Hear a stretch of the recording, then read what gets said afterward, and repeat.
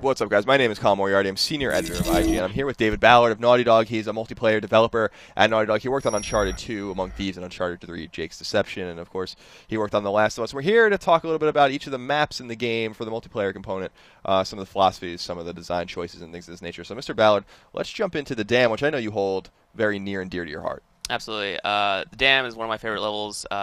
I really hold it dear to my heart because this map was originally just a side project. This is something I was doing on my own time, and which is very hard to say that I had my own time, as I spent a lot of time for quite a while to make these maps and whatnot. So finding spare time was really hard, but it was just something I really wanted to experience. We didn't really have a lot of organic or exterior maps that were set in nature. A lot of these are mainly buildings and overgrown, and I wanted something that added an outdoor element and just something very different, and that was how I got to experiment with this map. And then finally, after a while, I pulled it up and showed their team members, and everybody's like, oh, you're creating more work, but this is a really cool map, so let's do it. And it's just a really fun experience. So yeah, right off the bat, another thing I really wanted to do was also I wanted some water. We don't really have a lot of maps that have water, so one of the cool things I wanted to do with this map was allow you to get into the water and whatnot. And originally there was some cooler stuff and more to do with it, but we found that it just took away from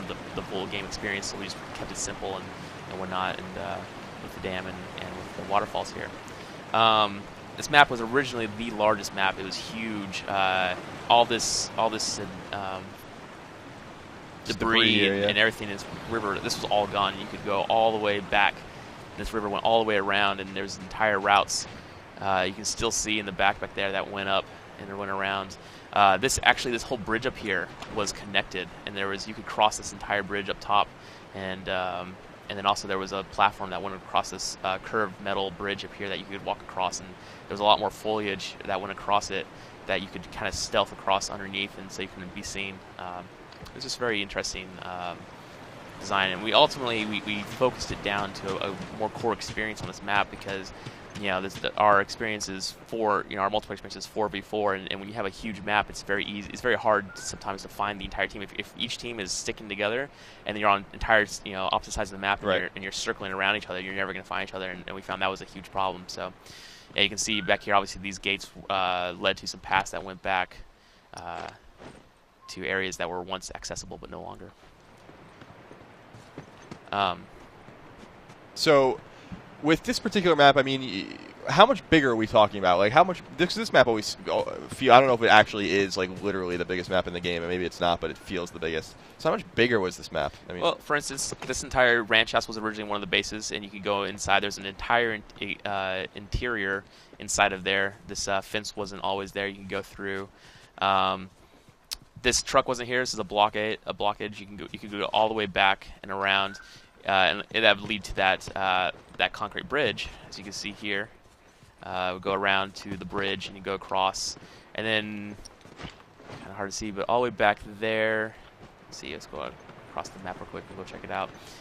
Also, back down here, this was another route you could get around to go through, as you can see back that way. It was just a very massive map, and there's so much more on the other side as well. I think we have a video we'll show that has a little bit more of a fly through that shows it. But and also up here on the actual side of the dam, this base up here was in a different location. So this whole building here, that one side of this map starts out on, was actually behind that wall. And that wall was actually, you could access it. You could go up some stairs here that would go up to that entire base. And it was so big that we even had these sniper towers that you could get up into.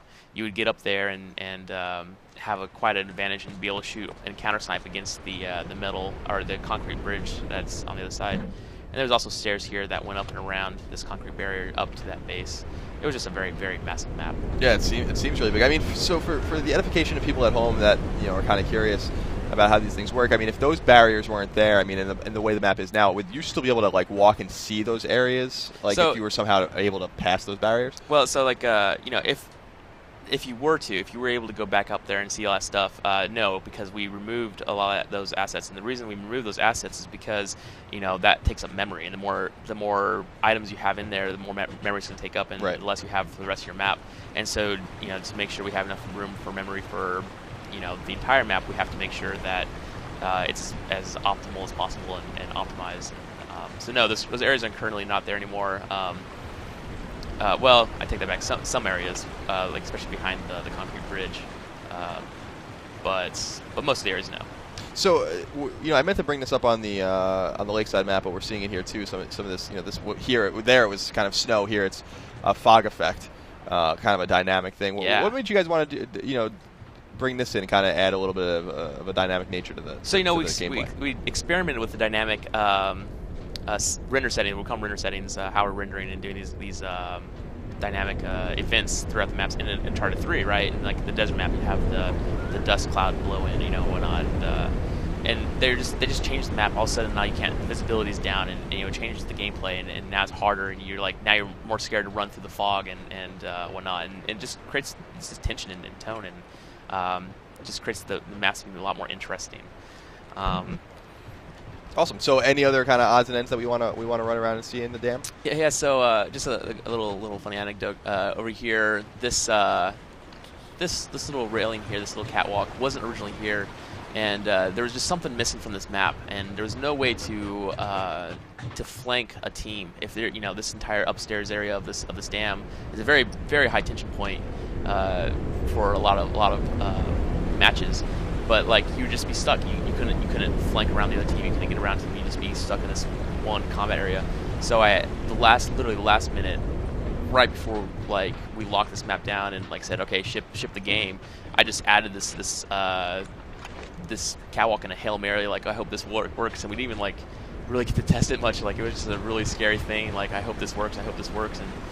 And luckily it worked out great and added did exactly what I wanted to do and add this additional gameplay element that made the map really open up more.